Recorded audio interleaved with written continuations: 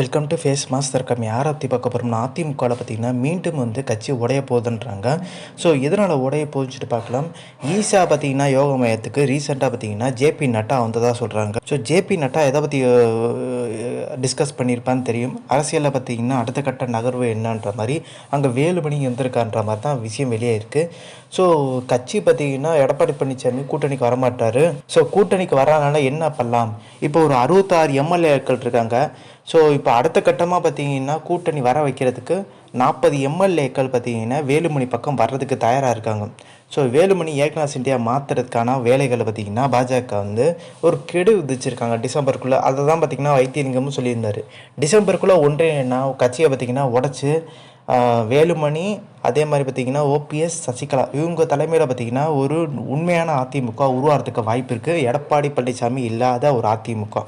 நேற்று கூட பார்த்திங்கன்னா தொண்டர்கள் அம்மா இருந்த காலகட்டத்தில் பொய்ச்சலாக இருக்கும்போது ஸோ கிட்ட கூட நெருங்க முடியாது, அப்படியே அந்த சூழ்நிலை இருந்துச்சு. எடப்பாடி பழனிசாமி பார்த்திங்கன்னா பொய்ச்சலாகிறப்போ பெரிய லெவலில் பார்த்திங்கன்னா அவரை மதித்து பெரிய ஒரு மீட்டிங்கோ ஆலோசனை கூட்டமோ எங்கேயும் போடுறதே இல்லை. ஸோ நம்ம பார்த்தீங்கன்னா ஐடி விங்கை பலப்படுத்தணுன்ற மாதிரி ஒரு விஷயத்த நிர்வாகிகள்கிட்ட பார்த்திங்கன்னா டிஸ்கஸ் பண்ணியிருக்காரு. ஸோ ஆனால் சார்பு அணிகள் ரொம்ப ரொம்ப வீக்காக இருக்காங்க. சார்பு அணிகள்ன்றது பார்த்திங்கன்னா எம்ஜிஆர் மன்றம், அம்மா பேரவைன்னு சொல்லிட்டு பார்த்திங்கன்னா இருக்குது. ஸோ அதெல்லாம் பார்த்திங்கன்னா இப்போ எம்ஜிஆர் மன்றத்தில் பார்த்திங்கன்னா பொறுப்பாளர் இருக்கவர் பார்த்திங்கன்னா நம்ம தெரியும் பொன்னையனை பார்த்திங்கன்னா நீக்கினா சும்மா இருப்பாரா? அவர் நீக்கிட்ட ஒரு இளைஞரை கொண்டு வந்தால் கட்சி வளரும். ஆனால் அவர் என்ன பண்ணுவார், நாஞ்சர் கொலை பண்ணிட்ட ஒருத்தர் பேசினார்ல ஃபோனில், அதே மாதிரி யாராச்சும் ஃபோன் போட்டு பார்த்திங்கன்னா எடப்பாடி பழனிசாமிக்கு ஒன்றும் செல்வாக்கு இல்லைங்க, அவர் ஒன்றுமே இல்லை, ஜீரோ தான், வேலுமணி தான் எல்லாமேன்ற மாதிரி பார்த்திங்கன்னா ஏதாச்சும் ஒரு ஆடியோவை தட்டி விட்டுருவார். அது எடப்பாடி பழனிசாமிக்கு சிக்கலாக போயிட்டு ஒரு பயனோட தான் பார்த்திங்கன்னா பொன்னையனை கூட மாற்றாமல் இருக்கார். ஸோ எடப்பாடி பழனிசாமிக்கு பார்த்திங்கன்னா கிட்டத்தட்ட 20 அமைப்புகள் அந்த மாதிரி இருக்குது. நான் அம்மா மன்றம், அம்மா பார்த்திங்கன்னா பேரவைன்னு சொல்லிட்டு, மகளிர் அணி சுட்டி, அதெல்லாம் செயல்படுதா இல்லையானே தெரியல. ஸோ அதனால தான் வீக் ஆயிடுச்சு ரொம்ப. இப்போ எப்படி பாஜகவுக்கு பார்த்திங்கன்னா ஆர்எஸ்எஸ்ன்ற ஒரு அமைப்பு பார்த்திங்கன்னா பக்கபலமாக இருக்கும், அதே மாதிரி பார்த்திங்கன்னா அதிமுகன்ற ஒரு கட்சி இருந்தாலுமே இந்த எம்ஜிஆர் மன்றம், அம்மா பேரவை, இந்த தனித்தனி பார்த்திங்கன்னா கட்சிக்குள்ளே தான் வந்தாலுமே அது பலமாக இருக்கணும். அந்த பேரவையில் பார்த்திங்கன்னா குறிப்பிட்ட தொண்டர்கள் இருப்பாங்க. ஸோ அவங்கெல்லாம் இன்றைக்கி பார்த்திங்கன்னா இருக்காங்களா இல்லையா, அது செயல்படுதா இல்லையா? இப்போ அம்மா பேரவை பார்த்திங்கன்னா நம்மளுக்கு தெரியும் உதயகுமார் தான் பொறுப்பாளர் செயலாளர் இருக்கார். மதுரையில் எங்கேயாச்சும் ஒரு இடத்துல தான் பார்த்திங்கன்னா ஏதாச்சும் ஆர்ப்பாட்டம் நடத்துவார். பெரிய அளவில் பார்த்திங்கன்னா தமிழ்நாட்டை விட்டு வேறு எங்கேயுமே தமிழ்நாட்டில்குள்ளே பார்த்திங்கன்னா வேறு எங்கேயுமே நடக்காது, மதுரைக்குள்ளே மட்டும்தான் நடக்கும். ஸோ நம்ம அம்மா இருந்த காலகட்டத்தில் பார்த்திங்கன்னா ஏதாச்சும் போராட்டம்னா இப்போ அதிமுக வேறு மாநிலங்களையும் இருக்குது, கர்நாடகாலையும் இருக்குது, கர்நாடகா முறைக்கொண்டு பார்த்திங்கன்னா போராடினாங்க. இன்றைக்கி தமிழ்நாட்டில் இப்போ எடப்பாடி பழனிசாமி பார்த்திங்கன்னா உள்ளடக்கிய அவரோட குழுவில் இருக்க நிறைய பேர் பார்த்திங்கன்னா பேசாமல் ஏப்ப விட்டு உட்காந்துருக்காங்க. பெரிய லெவலில் போராட்டம் நடத்தவே இல்லை. அப்படியே அம்மா இருந்த காலகட்டத்தில் இந்த பொருளாதாரத்தை பார்த்திங்கன்னா பெரிய லெவலில் கையில் காசு இல்லாட்டியும் ஆனால் அந்த நிர்வாகிகள் ஹெல்ப் பண்ணுவாங்க. அந்தந்த மாவட்ட செயலாளர்கள், அமைச்சர்கள் அன்னைக்கு இருந்தவங்க அம்மா சொன்னால் டக்குன்னு பண்ணிடுவாங்க. இன்றைக்கி எடப்பாடி பழனிசாமி சொன்னால் யாருமே கேட்குற மாதிரி இல்லை. எடப்பாடி பழனிசாமியா அவ்வளோதான், இந்த காதில் வாங்கிட்டு அந்த காதில் விட்டுறன்ற மாதிரி தான் பார்த்திங்கன்னா செயல்பட்டு இருக்காங்க. ஸோ இது சார்பு அமைப்புனாலேயும் மிகப்பெரிய தோல்வின்ற மாதிரி தான் சொல்கிறாங்க. இப்போ ஓபிஎஸ் சசிகலா இவங்களுமே ஒன்றிணைந்த அதிமுக உருவாக்குறதுக்கு தயார் நிலையில் இருக்காங்க. அந்த தயார் நிலையில் பார்த்திங்கன்னா கிட்டத்தட்ட எம்எல்ஏக்கள் பார்த்திங்கன்னா விலைக்கு வாங்கிறதுக்கு சசிகலாவும் தயாராகிட்டாங்க. இந்த கூவத்தூர் அப்படி நினச்சோம் அந்த மாதிரி. ஆனால் இப்போ எடப்பாடி பழனிசாமி பார்த்திங்கன்னா தன்னோட கட்டுப்பாட்டில் இருக்க சில எம்எல்ஏக்கள்கிட்ட பேச்சுவார்த்தை இந்த மாதிரி போகாதீங்க, திருப்பியும் சசிகலாவுக்கு பார்த்திங்கன்னா அடிப்படைச்சு தான் இருக்கணும் அப்படின்ற மாதிரி பிரெயின் வாஷ் பண்ணாலுமே வேலுமணி எல்லா தரப்போ என்ன நினைக்கிறாங்க, இப்போ நம்மளுக்கு தெரியும் வேலுமணி மேலே வழக்கு பதிவு பண்ணியிருக்காங்க. குற்றப்பத்திரிக்கைலாம் பார்த்திங்கன்னா தாக்கல் பண்ணுறதுக்கு அடுத்தடுத்த கட்டம் நகர்ந்துட்டாங்க. ஸோ அப்படி இருக்க பட்சத்தில் மத்தியில் ஏதாச்சும் வழக்கு பார்த்திங்கன்னா போட்டாங்கன்னா, மத்தியில் சிபிஐயோ இல்லை பார்த்திங்கன்னா இடியோ, இப்போ செந்தில் பாலாஜி 476 நாள் கழிச்சு தான் வெளியே வந்தார். அதே நிலைமை நம்மளுக்கு வந்துருமோன்ற பயம். ஸோ டெல்லி என்ன சொல்கிறாங்களோ அதை கேட்டு பார்த்திங்கன்னா பணிஞ்சு போகிறது தான் நல்லது, இல்லைனா நம்மளுக்கு பெரிய சிக்கலாக போயிருன்ற மாதிரி வேலுமணி தரப்பெல்லாம் நினைக்கிறாங்க. அதனால் ஏக்நாத் சிண்டியா மாறதுக்கு அதிகப்படியான வாய்ப்பு இருக்கதா சொல்கிறாங்க.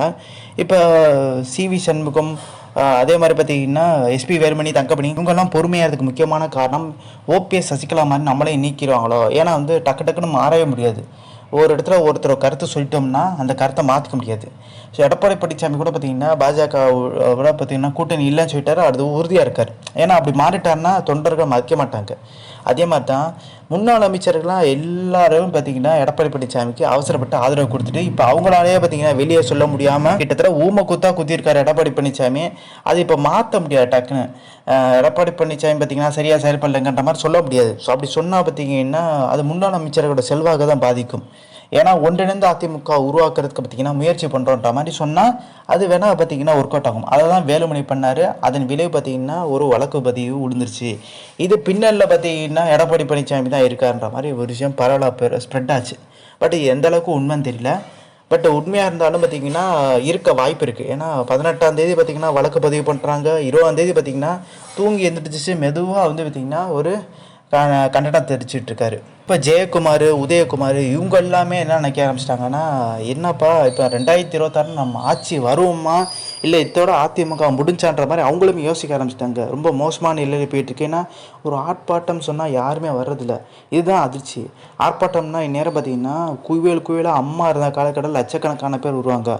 இப்போ அம்மா பார்த்தீங்கன்னா அந்த மகளிர் அணியை எப்படி டெவலப் பண்ணியிருக்காங்கன்னா வளர்மணி தான் அதுக்கு பொறுப்பாளர் இருக்காங்க. சென்னையில் இருப்பாங்கள்ல வளர்மதி, அவங்க முன்னாள் அமைச்சரும் கூட, அவங்க தான் பொறுப்பாளர் இருக்காங்க. இப்போ பெரிய லெவலில் கும்பலை கூட்ட முடியல. இப்போ ஒரு போராட்டம் ஆர்ப்பாட்டம்னா தமிழ்நாடு ஃபுல்லாக கிளம்பிடுவாங்க அம்மா சொன்னால். இப்போ பார்த்தீங்கன்னா அந்த ஒரு மாவட்டத்திலே ஒரு 500 பேர் வந்து கலந்துக்கிறது திரட்டுறதே பெரிய விஷயமா இருக்குன்ற மாதிரி தான் விஷயம் போயிட்டுருக்கு.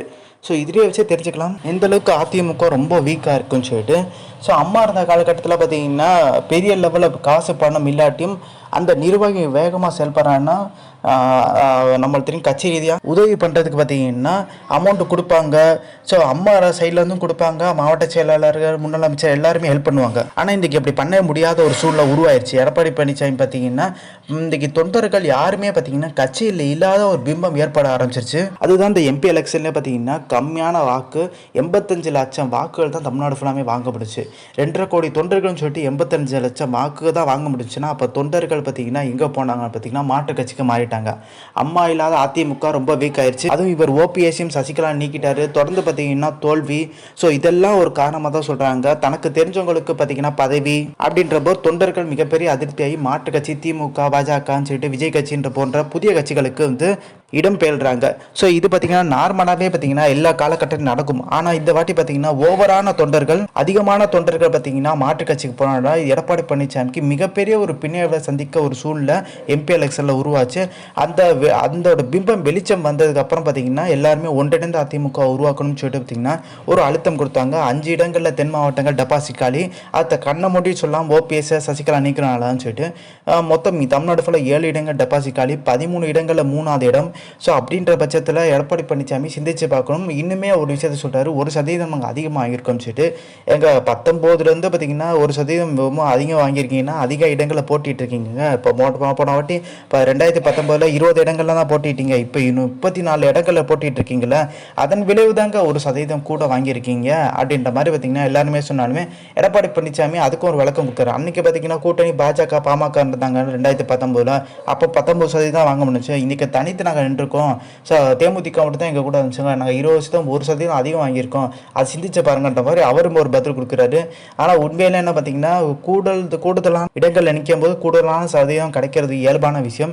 அது இன்னும் எடப்பாடி பழனிசாமி புரியவில்லை. அதே மாதிரி மாவட்ட செயலாளர் வந்து பார்த்தீங்கன்னா கடைக்கோடி நிர்வாகியோடு மாற்ற முடியாமல் எடப்பாடி பழனிசாமி தண்டிட்டு இருக்கான்ற உண்மையும் வெளியாயிருக்கு. ஸோ இந்த இன்ஃபர்மேஷன் பிடிச்சா லைக் ஷேர்